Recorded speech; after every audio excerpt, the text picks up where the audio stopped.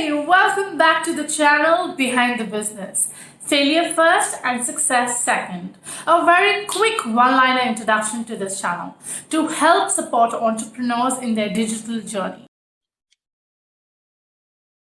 Hello everyone, we are back with the third episode of She the Boss.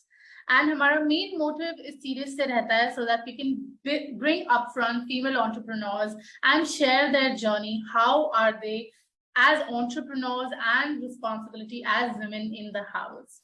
So let's begin the third episode with Lakshmi. I have the honor to introduce her.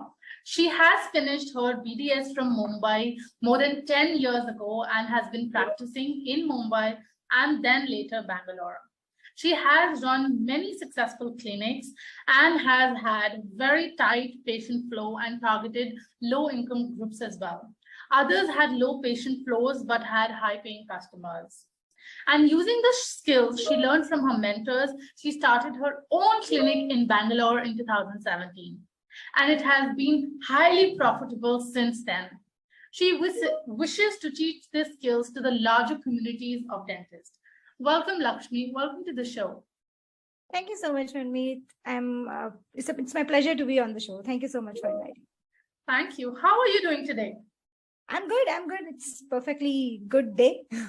I started with my kids and then now it's noon here right now. Oh, yes. And now that you've mentioned it, Lakshmi right now is in Dubai. And what time is it for you right now? It's 2 p.m. Oh, all right. Not much of a difference. It is 3:30 p.m. right now here in India. 1.5 hours different from India. All right. So let's dive deep and understand your journey. To begin with, entrepreneurship. How did you begin with entrepreneurship? So actually, it was by default, I should say, because I'm a dentist by profession. So we as dentists or doctors, we usually, after doing some of the experience and all those things, we'll start our own setup. So it started like that. So my first venture was my clinic itself, which I started in 2017, actually 2016 and November around. So that's when I started my first clinic. It was, I wasn't confident at that time. I was hesitant that whether I'm experienced enough to start it and whether it would be profitable. My husband supported a lot in that. He pushed me that, okay, now it's the time, start it. And he was the one who was negotiating with the owners and everybody. So that helped, that push helped. And then I started my own venture. I was happy with it because I could make it profitable within few months itself. Then I understood that I am more interested in that entrepreneurial journey, to start something of my own. That's when after 2-3 years in 2019, I started with another venture, which is LDFS, Lakshmi Dental Finishing School, which I started it with my brother. So he brings the tech and the managerial part of it, and I will bring the dentistry into it. So we both together teach dentists and how to improve their, as such, the clinic and the business part.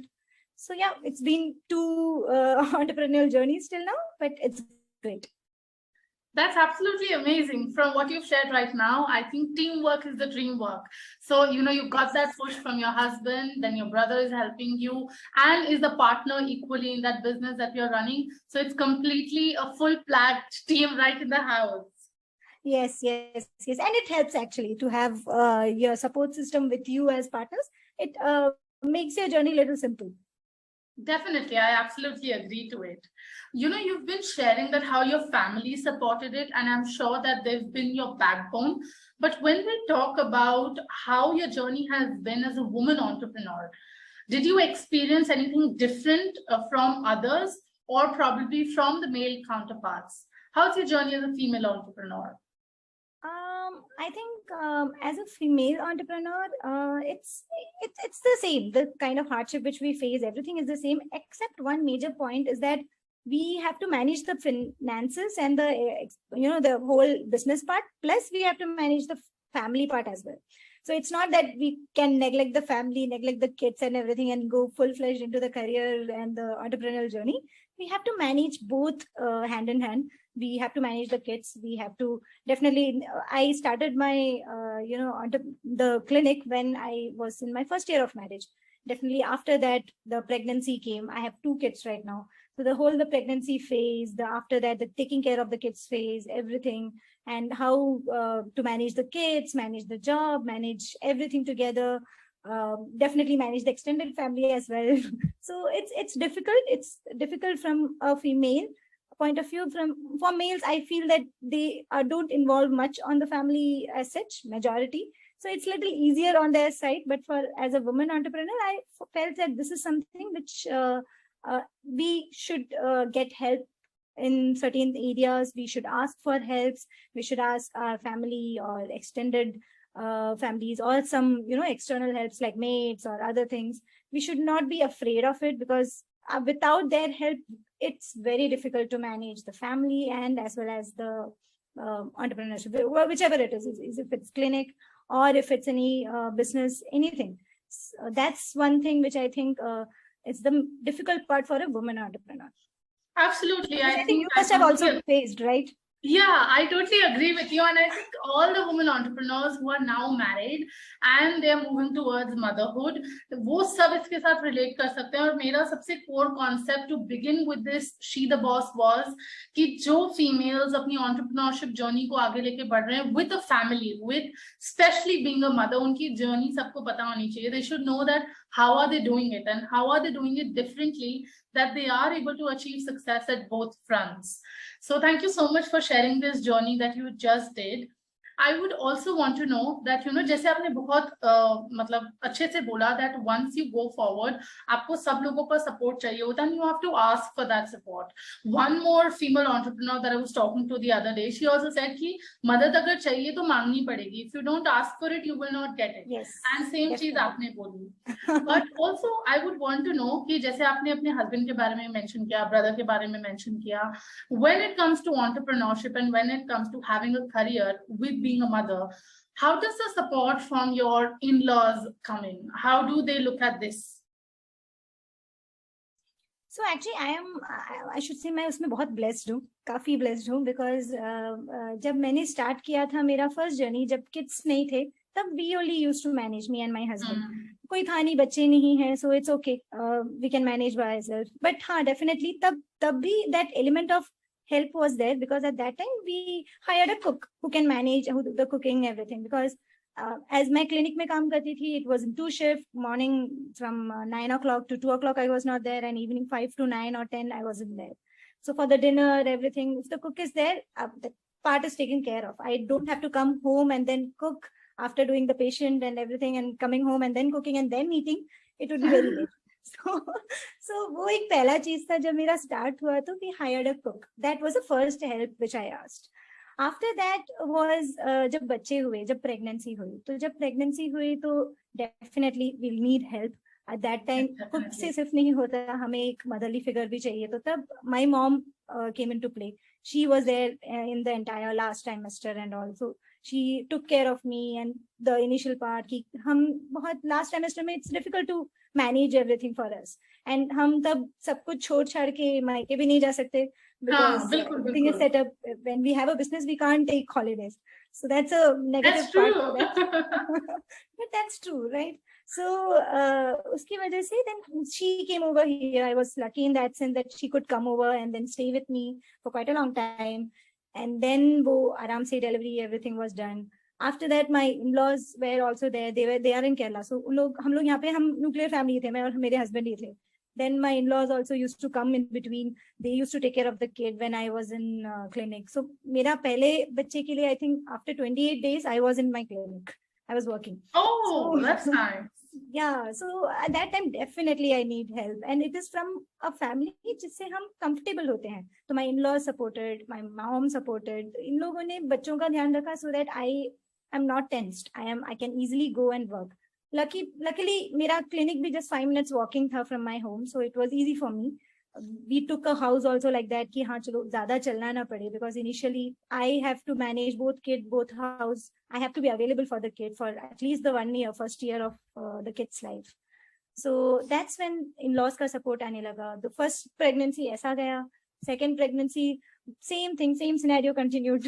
So I think I was blessed in that sense कि मुझे family support, my mom, my in-laws, my husband's support was there to raise the kid. So ये बोलते हैं ना कि a society raises the kid. So Oh, वैसा होता है. right, right. We need a society. So it was a Absolutely. great help. Yeah. So I think we should ask for help. We asked for help, so we got help. So I think everybody should, अगर by chance किसी की family नहीं support कर पा रही for XYZ reason, maybe they are not healthy, they are staying far, they can't come and stay over here, then I think they should hire some help. But help is required for everybody.